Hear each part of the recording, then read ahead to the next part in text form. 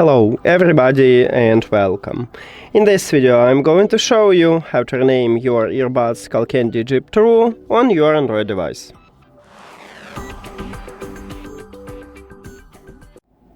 You have to start by open settings and then go to the Bluetooth or connected devices. At the device list, click the information icon or settings icon near to your earbuds.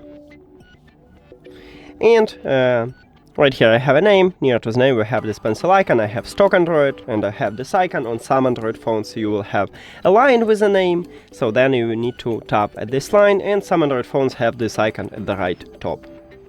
So tap at the line or the icon, and right here we can write the best one for you. So you can remove some text, but I want to only add this one.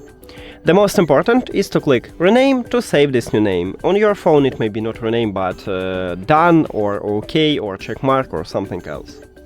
Tap at that button and as you can see we just change it. Thank you for watching this video. If you found it helpful, please consider subscribing to the channel and leave the like on the video. See you later!